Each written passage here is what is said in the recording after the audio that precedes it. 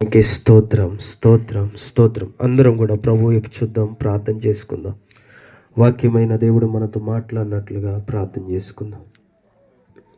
మహాపరిశుద్ధుడా, ప్రేమ కలిగిన తండ్రి మా యేసయ్య, నీ పరిశుద్ధ దివ్యమైన శ్రేష్టమైన ఉన్నతమైన నామనికి వందనాలయ. ఈ రాత్రి స్థలంలో మేము కూడి ఉన్నాం. ఇంతవరకు కూడా నీ నామాన్ని మహిమ పరిచయమయ్యా. ఎక్కడ ఇద్దరు ముగ్గురు కూడి ఉంటారో వారి మధ్యలో ఉంటానని సెలవిచ్చిందేవా. నీవు మా మధ్యలో ఉన్నావని మేము నమ్ముచున్నాం తండ్రి. నీకు స్తోత్రాలు అయ్యా. అదుగుతున్న వాతావరణం అంతా కూడా చల్లగా ఉన్నప్పటికీ ఈ చలిలో నా ప్రభా నీ మాటలు వినటానికి ఎంతో చక్కగా కూడి వచ్చిన ప్రజలందరినీ మీరు జ్ఞాపకం చేసుకోండి. నీ బిడ్డల హృదయాలు నెమ్మదిగా ఉన్నట్లుగా తెప్పరిల్లున్నట్లుగా మీరే ప్రతి వారితో మాట్లాడమని, అలుపునైన నాపైన నీ మహిమ నుంచి మీరే వాడుకోమని యేసు నామములో ప్రార్థించి అడుగుచున్నాం తండ్రి, ఆమేన్. దేవునికి స్తోత్రం, హల్లెలూయా. దేవునికి స్తోత్రం. మంచిది పిల్లారా, దేవుని వాక్యాన్ని చదువుకుందాం. నేటి దినమున కొరకై ప్రభు నా హృదయం నుంచి కొన్ని మాటలు నన్ను ధ్యానం చేద్దాం. చూడండి, పరిశుద్ధ బైబిల్ గ్రంథం తీసి యాకోబు రాసిన పత్రిక 3వ అధ్యాయము 4వ వచనాన్ని చదువుకుందాం. ఓడలను కూడా చూడుడి, అవి ఎంతో గొప్పవై పెనుగాలికి కొట్టుకొని పోబడినను ఓడ నడుపు వాని ఉద్దేశము చొప్పున మిక్కిలి చిన్నదగు చుక్కాని చేత త్రిప్పబడును. చాలు పిల్లారా, ఈ లేఖన భాగాలను మనం ఆలోచన చేద్దాం. ఈ లేఖన భాగాలను ఆలోచన చేద్దాం.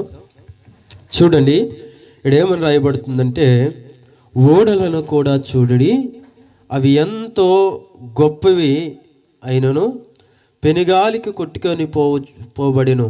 ఓడ నడుపు వాని ఉద్దేశము చొప్పున మిక్కిలి చిన్నదగు చుక్కాని చేత త్రిప్పబడును. భక్తుడైన యాకోబు గారు ఈ లేఖన భాగాల ద్వారాగా ఒక శ్రేష్టమైన విషయాన్ని మనకు తెలియజేస్తున్నాడు.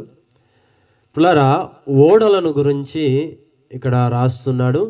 వాక్యము పోలికతో కూడింది. వాక్యము ఒక వ్యక్తికి అర్థమవటానికి ఒక వస్తువునే కానీ లేకుంటే సృష్టిలో భాగమైన వాటిని మనకు చూపెడుతూ దాంట్లో ఉన్న కొన్ని శ్రేష్టమైన విషయాలను ప్రభు మనకు బయలుపరుస్తాడు. కాబట్టి ఇక్కడ వస్తువును ఆలోచన చేస్తూ మన జీవితాలను వస్తువుకు, అంటే ఇక్కడ కనబడుతున్న ఆ వస్తువుకు పోల్చుకొని మనం ఈ వాక్యాన్ని అర్థం చేసుకుంటే ఈ దినాన దేవుడు మన జీవితాలను కట్టబోతున్నాడు. దేవునికి స్తోత్రం, హల్లెలూయా. భక్తుడైన యాకోబు గారు ఈడ అంటున్నాడు, ఓడలను చూడండి, అవి చాలా పెద్దవి, అవి సముద్రంలో ఉన్నప్పుడు అవి పెనుగాలి చేత కొట్టబడుతున్నాయి అనే మాట ఇక్కడ రాయబడ్డది. నేను ఈ ఓడను గురించి, సముద్రమును గురించి కొన్ని మాటలు మనకు అర్థమయ్యే రీతిలో కొన్ని మాటలు చెప్పేసి నేను మిగతా వాక్యంలోనికి వెళ్తాను. పిల్లారా, ఓడ ఏంటిది, సముద్రం ఏంటిది అని ఆలోచన చేస్తే, మొదటిగా సముద్రము విస్తారమైనది. అది దేనికి చూసినగాను పోలికగా ఉన్నది అంటే లోకానికి చూసినగా ఉన్నది. అందుకోసమే మనకు అది చూసినగా ఉన్నదని ఎలాగ తెలుసు అంటే, మత్తయి సువార్త 13వ అధ్యాయములో 47వ వచనంలో రాయబడుతుంది. అక్కడ సముద్రములో వల వేసిన దాని గురించి రాయబడుతుంది. వల వేసినప్పుడు కొన్ని చేపలు పడతాయి. ఆ చేపలను మంచి వాటిని గంపలేసుకొని చెడ్డ వాటిని అన్నిటిని కూడా బయటికి పడవేసెను అనేమాట. అంటే సముద్రము దేనికి సూచనగా ఉందంటే లోకానికి సూచనగా ఉన్నది. ఇప్పుడు ఈ సముద్రంలో ప్రయాణం చేసే ఓడ దేనికి సూచనగా ఉందంటే, నా ప్రియదేవుని బిడ్డలారా, మనం అర్థం చేసుకుంటే, ఆలోచన చేస్తే మన కుటుంబాలకు, మన జీవితానికే సూచనగా ఉన్నది. లోకం అనే ఈ సముద్రములో మనము ప్రయాణం చేస్తున్నాం. ఆ సముద్రములో పెద్ద అయిన యొక్క ఓడలు కూడా ప్రయాణము చేస్తున్న క్రమములో ఆ సముద్రములో గొప్ప పెనుగాలి, తుఫానులు కొడుతున్నప్పుడు ఆ యొక్క ఓడ ఏమైపోతుందంటే కదిలిపోతుంది, దాని దిశ మారిపోతుంది, తన ప్రయాణం ఆగిపోతుంది. అది వెళ్ళవలసిన ఆ మార్గాన ఆ యొక్క పెనుగాలి తుఫానులకు ఆ ఓడ ప్రయాణం చేయలేని పరిస్థితిలో ఉంటుంది. అయితే ఇక్కడ గమనిస్తే ఓడ నడుపు వాని యొక్క ఉద్దేశము, రెండోదిగా చిన్నదగు చుక్కాని. ఈ రెండు విషయాలను కూడా మీకు అర్థమయ్యే రీతిగా చెబుతారు. ఒకటి, సముద్రము ఓడ దేనికి సూచనగా ఉంది? సముద్రం దేనికి సూచనగా ఉంది? చెప్పండి అక్క. అన్న చెప్పినట్లు ఛార్జింగ్ పెట్టిన అవసరం లేదు మనకు. చక్కగా మంచి స్వరాలు ఉన్నాయి. దేవునికి స్తోత్రం. దేనికి సూచనగా ఉంది సముద్రము? లోకానికి. ఆ ఓడ దేనికి సూచనగా ఉంది? మన కుటుంబాలకి. ఇప్పుడు ఆ సముద్రములో గాలి వానకు లేకుంటే తుఫాను కుట్టుకొని పోతున్నప్పుడు అందులో ఓడ నడిపే వాని యొక్క ఉద్దేశము అని రాయబడ్డది, చిన్నదగు చుక్కాని అని రాయబడింది. ఇప్పుడు ఈ ఓడ నడిపేది ఎవరు, ఈ చుక్కాని ఎవరు అని ఆలోచన చేస్తే వాక్యము పోలికతో కూడిందని మొదటగానే చెప్పాను. అంటే దానికి పోలికగా ప్రభు మనకు ఉంచుతున్నాడు. ఈ ఓడ నడిపేది ఎవరు అయ్యా అంటే మన సృష్టికర్త అయిన సర్వశక్తి కలిగిన యేసు ప్రభు వారు ఈ ఓడను నడిపేవాడు. మన జీవితాలను కొనసాగింపజేసేది, ఈ లోకములో మన బ్రతుకు యాత్రను నడిపించేది ఎవరయ్యా అంటే యేసు ప్రభు వారు. నమ్మిన వారు దేవునికి స్తోత్రం చెల్లిద్దాం. హల్లెలూయా. మరి చిన్నదగు సుక్కాని ఎవరు? చిన్నదగు సుక్కాని ఎవరు? ఎవరికైనా అర్థమైతే చెప్పగలరా? మనమేనంట ఇంకొంతమంది. మనం ఎవరము? ఓడలము. మళ్ళీ మనమే అంటే ఎట్లా? మనం ఓడలము. అయితే చిన్నదగు చుక్కాని ఎవరు అంటే ఈ ఓడ మలపబడటానికి చుక్కాని చాలా అవసరం. ఉద్దేశము ఆయనదైతే ఆ ఉద్దేశము చుక్కాని మీదకి వచ్చి చుక్కాని ద్వారాగా ఈ ఓడ అంత పెనుగాలికైనా ఎంత తుఫానుకైనా మలచబడుతుంది, సరైన మార్గములో నడుస్తుంది. ఆ చిన్నదగు చుక్కాని ఎవరో కాదు నా ప్రియ దేవుని బిడ్డలారా, దైవ సేవకుడే. దేవునికి స్తోత్రం. హల్లెలూయా. దైవ సేవకుడే. ఉద్దేశం దేవుని దగ్గర నుంచి బయలుదేరుతుంది. అది ఎవరి దగ్గరకు వస్తుందంటే చుక్కాని యొక్క దేవుని సేవకుని దగ్గరకు వస్తుంది. ఆ సేవకుడు ఈ యొక్క లోకములో ప్రయాణిస్తున్న ఓడనబడుతున్న మన దగ్గరికి సేవకుడు ఆయన ఉద్దేశాన్ని తీసుకొని వచ్చి మన మధ్యలోంచి నువ్వు వెళ్ళవలసిన దిశ ఇది కాదు, నువ్వు వెళ్ళవలసిన మార్గం ఇది కాదు, నువ్వు ప్రయాణించవలసిన త్రోవ ఇది కాదు, ఇలాగెళితే మార్గము రాదు, గమ్యము రాదు, నువ్వు చేరవలసిన స్థలానికి చేరవని ఈ చుక్కాని సరైన మార్గములో నడపటానికి ఉన్నది. హల్లెలూయా. కాబట్టి నా ప్రియ దేవుని బిడ్డలారా, ఈ చుక్కాని చేత త్రిప్పబడినప్పుడు ఈ ఓడ సరైన మార్గంలో వెళ్ళి చేరవలసిన గమ్యానికి చేరుతుంది. ఈ చుక్కాను తనకు తానుగా త్రిప్పబడదు, ఈ చుక్కాని తనకు తానుగా మలచబడదు, ఈ చుక్కాను తనకు తానుగా ఆ ఓడను త్రిప్పలేదు. మరి ఎలాగ త్రిప్పబడుతుంది? ఎలాగ త్రిప్పబడుతుంది అక్క? నేను చెప్పాను. ఓడ నడుపు వాని యొక్క ఉద్దేశం అంటే డ్రైవరు, ఆయన ఉద్దేశం ఎట్లా ఉంటుందో ఈ చుక్కాని అంటే స్టీరింగ్ అనమాట, అది తిప్పబడుతుంది. అంటే దేవుని ఉద్దేశాన్ని బట్టి దైవ సేవకుడు ఆయన యొక్క తలంపులన్నీ కూడా మన మధ్యలో పెడుతున్నాడు.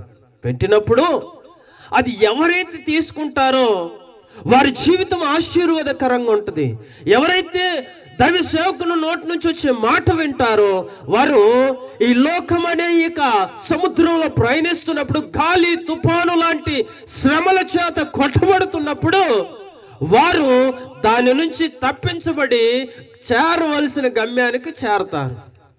అయితే ఈ ఓడలలో కూడా కొన్ని లోపాలు ఉన్నాయి. ఏమున్నాయి? కొన్ని లోపాలు ఉన్నాయి. ఆ లోపాలు మీ ఎదుట ఉంచి నాకు ఇచ్చిన సమయాన్ని నేను ముగించేస్తాను. దేవునికి స్తోత్రం. మొదటిగా మన ఓడలో ఉన్న మొదటి లోపం ఏంటిది అని ఆలోచన చేస్తే మనకు తెలిసిన వాక్యమే, మనకు పరిచయం ఉన్న వాక్యమే. యోనా గ్రంథంలోనికి వెళితే అక్కడ మొట్టమొదటిగా మనకు కనబడుతుంది. 1:10 వచనాన్ని చదవండి ఎవరైనా. తాను యెహోవా సన్నిధిలో నుండి పారిపోచుండని ఆ మనుషులకు తెలియజేయవచ్చును. చాలు ప్రియులారా, దేవునికి స్తోత్రం. యోనా గ్రంథముల గురించి సండే స్కూల్ పిల్లలందరికీ కూడా బాగా తెలుసు. అయితే యోనా గురించి ఆలోచన చేస్తే నా ప్రియ దేవుని బిడ్డలారా, యోనాను దేవుడు నినియో పట్టణానికి వెళ్ళమంటాడు. నినియో పట్టణానికి వెళ్ళమంటే ఈ యొక్క యోనా ఏం చేస్తాడు? తార్షీసు వెళ్ళవలసిన ఓడ ఎక్కుతాడు. నినియోకి వెళ్ళవలసిన ఓడ ఎక్కకుండా ఏ ఓడ ఎక్కుతున్నాడు? తార్షీసు ఓడ. అంటే ఈ లోకములో ప్రయాణించే మనం ఏ ఓడ ఎక్కుతున్నామంటే తార్షీసుకు వెళ్ళే ఓడ ఎక్కుతున్నాం. అది ఎవరి లాంటి స్వభావం అంటే యోనా లాంటి స్వభావంతో మన ఓడను మారుస్తున్నాం. అర్థం చేసుకోవాలని ప్రభు పేరిట మీ అందరిని కూడా బ్రతిమలాడుతున్నాను. పిల్లరా, యోనా ఎక్కిన ఓడలో ఉన్న లోపం ఏంటిది అని మనం తెలుసుకుంటే, సమయం లేదు కదా, ఎక్కువ దూరం వెళ్లకుండా సింపుల్లోని మీకు తెలియజేస్తాను. మొట్టమొదటిగా యోనా ఎక్కిన ఓడలో కానీ మన ఓడలో ఉన్న లోపం ఏంటిది అని ఆలోచన చేస్తే నిర్లక్ష్యము. ఏంటిది? నిర్లక్ష్యము. దేవుడు చెప్పిన మాట వినకుండా తన దిశను మార్చుకుంటుంది. దేవుని చెప్పిన మాట వినకుండా నచ్చినట్లు వెళ్ళిపోతున్నాము. దేవుడు ఎంతగా మాట్లాడుతున్నా, ఎంతగా ప్రేమించి నీ కొరకు దైవ సేవకులను పంపించి, అయ్యో నీ జీవితం ఇది కాదు, అమ్మా నువ్వు వెళ్ళవలసిన త్రోవ ఇది కాదు, నువ్వు వెళ్ళవలసింది ఎక్కడికి? నినియోకు. అనేక ప్రజలను రక్షించాలి. నువ్వు వెళ్ళవలసిన త్రోవ ఇది కాదు. మంచి మార్గంలో నడిపించడానికి దేవుని వాక్కు బయలుదేరుతుంటే మనం నిర్లక్ష్యం చేస్తున్నాం. దేవుని మాట వినకుండా ఎన్నోసార్లు చేయొద్దన్న పనులు చేస్తున్నాం. వెళ్ళకూడని స్థలాలకు వెళుతున్నాం. చేయకూడని పనులలో నీవే ముందుంటున్నావు. అన్ని అలవాట్లలో మునిగి తేలిపోతున్నావు. అది నీ దేహానికి, నీకు, నీ ప్రాణానికి హాని అని చెప్పినా కూడా చెడు అలవాట్లలో లోక సంబంధమైన ఆశలను కోరుతూ లోకాన్ని అనుసరిస్తూ పరిగెడుతున్నావు. ఇదే ఈ లోకములో అనే ఈ యొక్క ఓడలో, ఈ లోకములో ప్రయాణించే మన ఓడలో మొదటగా ఉన్న లోపం ఏంటంటే దేవుని పట్ల నిర్లక్ష్యమును కలిగిన వారిగా ఉన్నాం. అది విశ్వాసే కానీ, దైవ సేవకుడే కానీ, దేవుని సన్నిధికి రానివారే కానీ, ఎవరైనా సరే ఏ భేదము లేదు. దేవుని దృష్టిలో ఒకరు తక్కువ, ఒకరు ఎక్కువైన వారు ఎవరు లేదు. ఈ రాత్రి మన లోపములు సరి చేసుకోవాలి. దేవుని మాటకు నిర్లక్ష్యం వహిస్తుంటే, దేవుని మాటను వినక పెడచెవుని పెడుతూ వెళ్ళిపోతుంటే ప్రభు ఇతనాన్ని తెలియజేస్తున్నాడు. మన ఓడలో ఏమున్నదంటే నిర్లక్ష్యం ఉన్నది. ఆ నిర్లక్ష్యం ద్వారా జరిగిన కార్యం ఏం తెలిసిన, మధ్యలోనికి వెళ్ళాక గాలి తుఫాను ఆ ఓడను కొట్ట సాగింది. ఏమైందంట? గాలి తుఫాను ఆ ఓడను కొట్టగా అందులో ఉన్న విలువైన వస్తువులన్నీ, అందులో ఉన్న ఆ సామాగ్రి అంతా కూడా సముద్రంలో పడవేయబడింది. అందులో ఉన్న వారందరూ కూడా మరణానికి దగ్గరగా అయ్యారు. దేవుని మాటను నిర్లక్ష్యం చేస్తున్నావు. అందుకే నేటి దినాన శ్రమ నిన్ను వెంబడిస్తుంది. ఆర్థికపరమైన ఇబ్బందులు నిన్ను వెంబడిస్తున్నాయి. రోగము నిన్ను పట్టి వేడటం లేదు. లేవి నీ కుటుంబంలో అధికముగా ఉన్నది. గల కారణం ఏంటిదంటే నిర్లక్ష్యము. ఆ నిర్లక్ష్యము వలన ఎంతో నష్టపోతున్నాం. ఒకటి, మన మొక్కలమే కాదు కానీ నష్టపోయేది, మన ద్వారాగా కుటుంబము కూడా నష్టపోతుంది. కాబట్టి నా ప్రియ దేవుని బిడ్డలారా, సమయం లేదు కాబట్టి మీకు త్వరగా తెలియజేస్తున్నాను. మొదటిగా మన యొక్క ఓడలో ఏంది లోపము? ఏమందాక గట్టి చెప్పను, ఒక్కలే చెబుతుండ్రు అంటే ఒక్కలే అన్నారా? నిర్లక్ష్యం ఉన్నది. ఈ లోకమనే సముద్రం మీద మన ఓడ ప్రయాణం చేస్తుంటే మన ప్రయాణంలో నిర్లక్ష్యం ఉన్నది, దేవుని మాటకు అవకాశం లేదు. కాబట్టి రెండోదిగా మనం గమనిస్తే చూడండి, మనకు కనబడుతుంది మార్కు సువార్త 4వ అధ్యాయము 35వ వచనములో కనబడుతుంది. చూడండి, మార్కు సువార్త 4వ అధ్యాయం, ఎవరన్నా త్వరగా తీసి చదవండి. 4వ అధ్యాయం 35వ వచనం. ఆ దినమే సాయంకాలమైనప్పుడు ఆయన అద్దరికి పోవుదమని వారితో చెప్పగా వారు జనులను పంపివేసి ఆయనను ఉన్న పాటునే చిన్న దోణలు తీసుకొని పోయేరి. ఆయన వెంబడి మరికొన్ని దోణెలు వచ్చును. చదవను. అప్పుడు పెద్ద తుఫాను రేగి ఆయన ఉన్న దోణి మీద అలల కొట్టినందున దోణి నిండిపోయెను.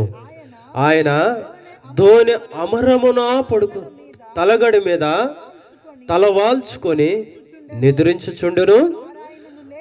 వారు ఆయనను లేపి, బోధకుడా, మేము నశించిపోచున్నాము, నీకు చింత లేదా? చాలు, ఈ మాట చాలండి, మనకు ఈ మాట చాలు. పిల్లరా, మనం చదివిన మాట అంతని కూడా గమనిస్తే యేసు ప్రభు వారు అద్దరికి పోదామని శిశువులతో చెప్పారు. ఆయన బోధలను వినటానికి, ఆయన ద్వారా మేలును పొందటానికి, స్వస్థత పొందటానికి అనేక మంది ప్రజలు వచ్చారు. అయితే వీళ్ళు ఏం చేస్తారంటే, ఈరోజు కాదమ్మా రేపు చూసుకుందాము, మేము ఆ స్థలానికి వెళ్ళాలని వచ్చిన జనులందరినీ ఎవరు పంపించేశారు? శిశువులు పంపించారు. ఈయన దోణలు ఎక్కారు, ఆయనతో కూడా వెనకంగా మరికొన్ని దోణెలు అనగా పడవలు వస్తున్నాయి. ఆయనున్న దోణి మీదకి గాలి తుఫాను భయంకరంగా కొట్టింది. ఇక్కడ మనం ఆలోచన చేయాలి, ఆయన ఓడ అమరమున పడుకొని ఉన్నప్పుడు ఆ యొక్క కార్యం జరుగుతుంటే పైన ఉన్న ఈ శిశువులందరికీ ఆ గాలి తుఫానును బట్టి హృదయములో మరణ భయము కలిగి అప్పుడు వారు యేసు ప్రభు వారి దగ్గరకు వచ్చి అంటున్న మాట ఏందో తెలుసా?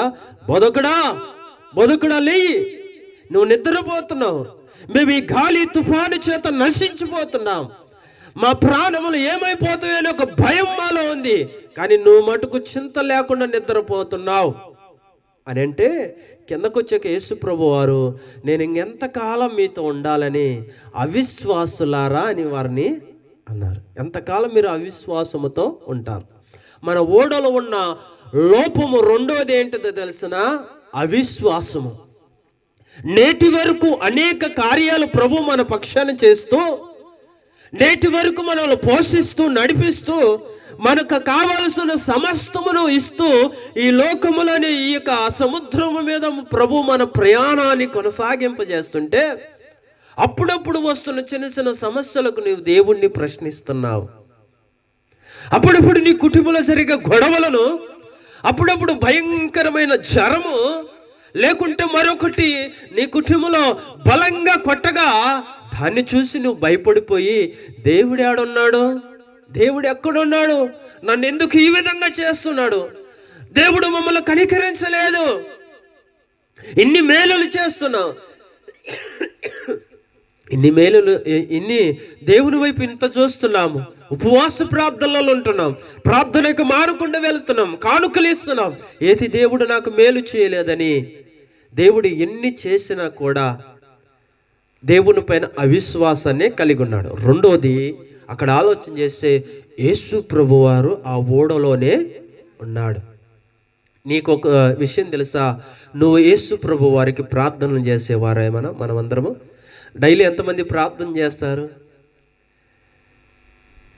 ఎవరైతే ప్రార్థన చేస్తారో వాళ్ళకి సమీపంగా ఉండే దేవుడు. చాలా విరికెట్లు అయిపోయింది, అదే ప్రార్థన చేసే వాళ్ళు కొంతమంది లేరు.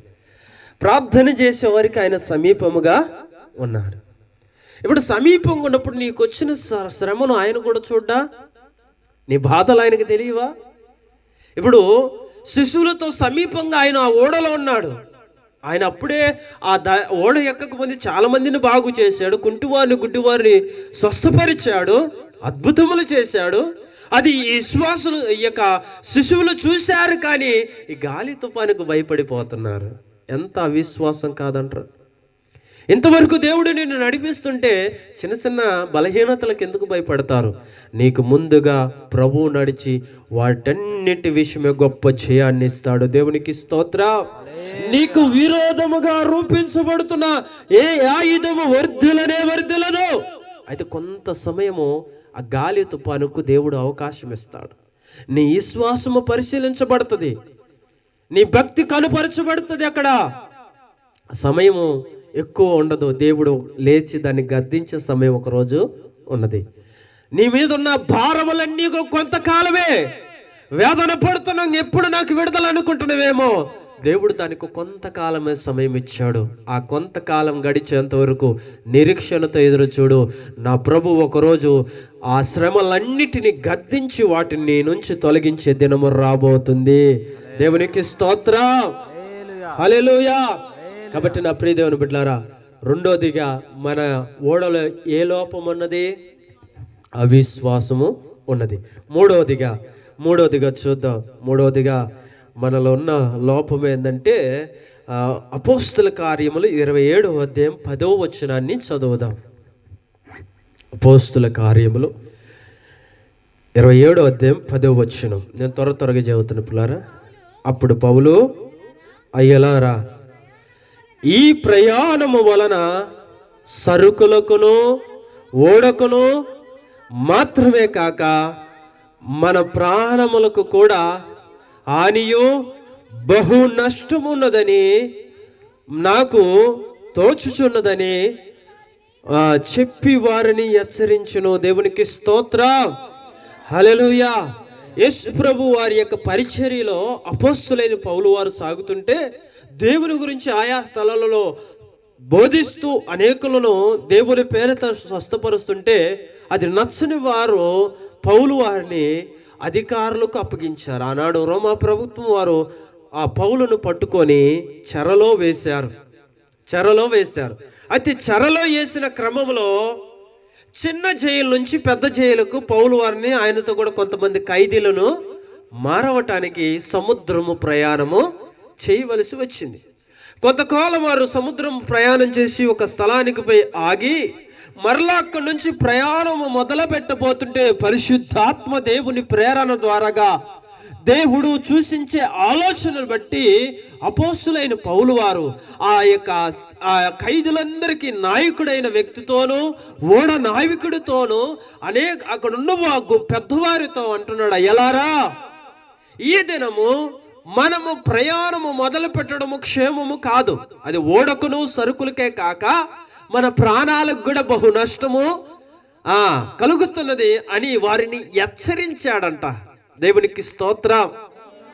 వారిని హెచ్చరిస్తే అప్పుడు ఓడ నావికుడు లేచి, నాకు తెలియదా ఎంత మనసు గంటలలో అయినా వెళ్ళాను, ఏ సమయాన సముద్రం మీద గాలి వీస్తుంది, ఏ సమయాన వాతావరణము ఏ కాలంలో ఎట్లుంటుంది నాకు తెలుసు అని ఓడ నావికుడు చెప్పగానే ఈ ఖైదీల నాయకుడు కూడా ఆ మాట విని ప్రయాణము మొదలు పెట్టారు.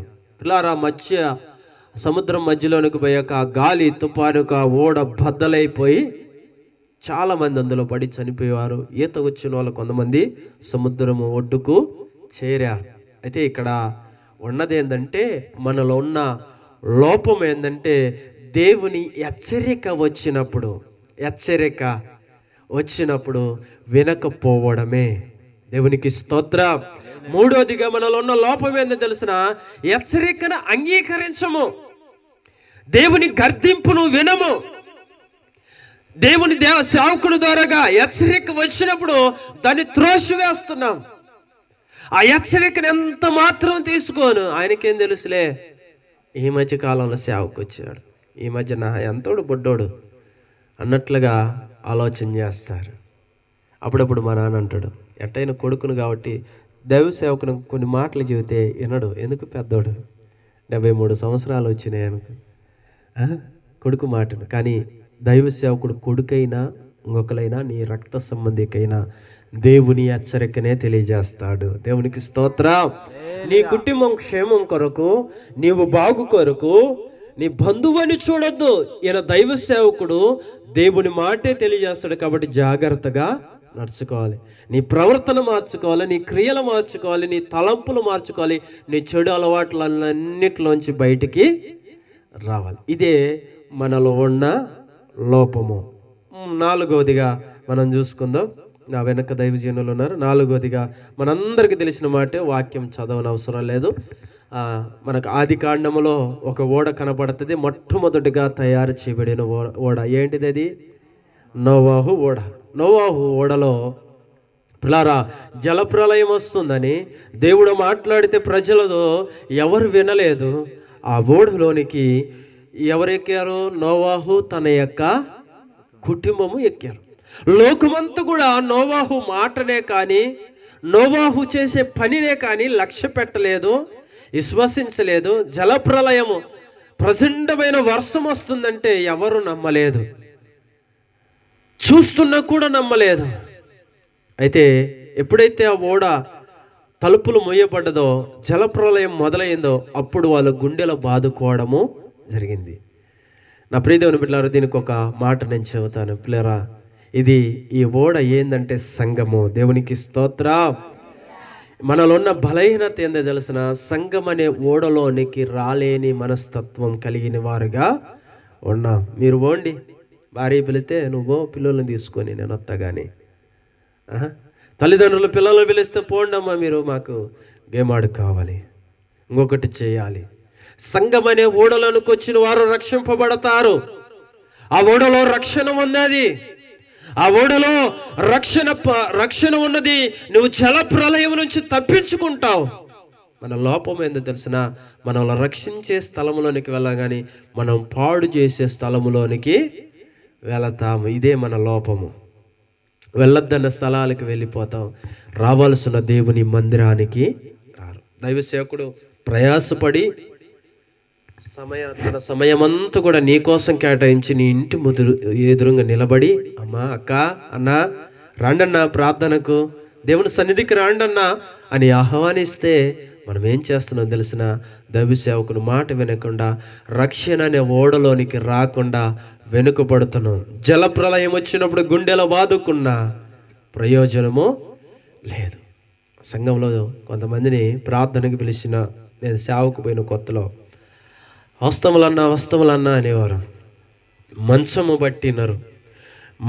బట్టి చనిపోయే మూమెంట్లో దైవసేవకునికి వెళ్ళి ప్రార్థన చేస్తే అప్పుడు అంటున్నారు, అన్నా ఇక నుంచి నేను దేవుని సన్నిధికి వస్తాను, దేవుడు నన్ను బాగు చేయాలని. పిల్లరా పశ్చాత్తాపం పొందాడని నేను కన్నీరు విడిచాగా ఆయన కొరకు ప్రార్థన చేశాను. దేవుడు స్వస్థపరిచి నేటి వరకు ఉన్నాడు, కానీ ఆయన రాడు.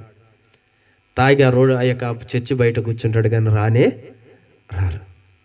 పిల్లరా దేవుడు రక్షించే స్థలములోనికి నీవు రావాలి. వ్యర్థమైన స్థలములోనికి నీవు వెళ్ళొద్దు. నీ బంధువులు పిలిస్తే కార్యాలకు వెళతావు, ఎన్నో శుభకార్యాలకు, లేకుండా ఇంకో దానికి ఆదివారం మానేసి నువ్వు వెళ్తావు. అక్కడికి వెళ్ళడం వల్ల నీకు క్షేమం ఉన్నది. నీ బంధువులు పోగొట్టుకోలేవను. దేవునితో నువ్వు సహవాసం కలిగి ఉండు, ఎవరు నీ దగ్గరికి రావాలని నడిపిస్తాడు. దేవునికి స్తోత్రం. ఆదివారం ఆరాధన మటుకు మనము నిర్లక్ష్యం చేయద్దు. రక్షణ అనే ఓడలో మనము నిశ్చయముగా ఉండాలి. నోవాహు తన కుటుంబం ఉన్నారు, ఆ జల ప్రళయం నుంచి తప్పించబడ్డారు. ఈరోజు నువ్వు ఎక్కడుంటున్నావు? నువ్వు ఏ స్థలాన్ని ఉంటున్నావు? జల ప్రళయం చేత కొట్టబడే పరిస్థితిలో నువ్వు ఉంటున్నావు. రక్షణ అనే ఓడలో ఉంటే, దేవుని యొక్క సన్నిధి అనే ఓడలో నీవు ఉంటే జలప్రలయం నుంచి తప్పించబడతావు, నువ్వు రక్షణ పొందుతావు. దేవుని రాజ్యానికి ఆ ఓడ ప్రయాణం చేస్తుంది. దేవునికి స్తోత్రం. హల్లెలూయా. ఇప్పుడు ఆ ఓడ నావికుడు ఎవరో తెలుసా? యేసు ప్రభువారే. సంఘం ఎవరో తెలుసా? యేసు ప్రభు. ఆయన స్వరక్తమునిచ్చి మనందరి కొరకు తన ప్రాణమును పెట్టి, ఆయన రక్తం, ఆయన ప్రాణము వెలపెట్టి కొన్నది ఆయన సంఘము. రక్షణ అనే సంఘం మనందరి కొరకు బలియాగమై సంపాదించిన సంఘమే దేవుని సన్నిధి. దేవునికి స్తోత్రం. ఆ సన్నిధిలోనికి, ఆయన సంఘంలోనికి, ఆయన యొక్క మందిరంలోనికి ఎందరైతే చేరతారో వారందరూ రక్షించబడతారు. వారందరి మీద యేసుక్రీస్తు యొక్క రక్త ప్రోక్షణ ఉంటుంది. వారందరి ఆ ఓడ ఎక్కిన వారందరూ కూడా ప్రభు సన్నిధికి, ఆ నిత్య రాజ్యంలోనికి వెళ్తారు. ఈరోజు ఈ లోకములో ఉండి జలప్రలయం చేత నరకాగ్నికి వెళ్ళే కన్నా నీ అలవాట్లు విడిచిపెట్టి, నీ క్రియలను విడిచిపెట్టి, నీ పాప సంబంధమైనవన్నీ విడిచిపెట్టి, దేవుని హెచ్చరికను నువ్వు గమనించి, అవిశ్వాసాన్ని విడిచిపెట్టి, నిర్లక్ష్యాన్ని విడిచిపెట్టి, దేవుడు నిన్ను పిలుస్తున్నాడు. చిన్నదగు చుక్కారి అయిన సేవకుని పంపించి నీ దగ్గరికి, నిన్ను సరైన మార్గంలోనికి నడిపించడానికి సేవకుని దగ్గరికి పంపిస్తుంటే, ఆ సేవకుని అనుసరించిన వారందరూ కూడా దేవుని రాజ్యానికి వారసులు అవుతారు. సేవకుని అనుసరించిన వారందరూ కూడా ఎక్కడ ఉంటారు? అగ్ని ఆరదు, పురుగు సావదు. ఏందన్నా శాపం పెట్టడానికి వచ్చారంటే లేదు, సత్యం.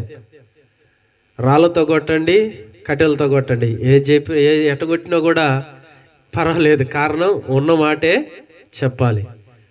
సేవకుని దేవుడే పంపించాడు. ఎందుకో తెలిసిన, నీ సరైన మార్గంలో నువ్వు లేనప్పుడు నేను సరిగా నిలబెట్టడానికి, చక్కని మార్గంలో నడిపించడానికి, నీ నిర్లక్ష్యాన్ని తొలగించడానికి, నీ అవిశ్వాసాన్ని తొలగించడానికి, నీవు ఆయన హెచ్చరికలు తీసుకోవటానికి దైవ సేవకుని దేవుడు ఉంచాడు. దైవ సేవకుల యొక్క మాటలను ప్రభు మాటలుగా అంగీకరించి ఈరోజు ప్రభుకు నీ జీవితాలను, మీ జీవితాలను అప్పగించుకుంటే ప్రభు రాజ్యానికి మనందరం వారసులం అవుతాం. అటు కృపా దేవుడు మనకు అనుగ్రహించునుగాక. ఆమేన్. ఇటు సమయాన్ని ఇచ్చిన దైవ సేవకులు అన్నగారికి, ఇక్కడ కూడిన వారందరికీ ప్రభునామములో వందనాలు. దేవునికి మహిమ కలుగునుగాక. దేవునికి స్తోత్రం. హల్లెలూయా.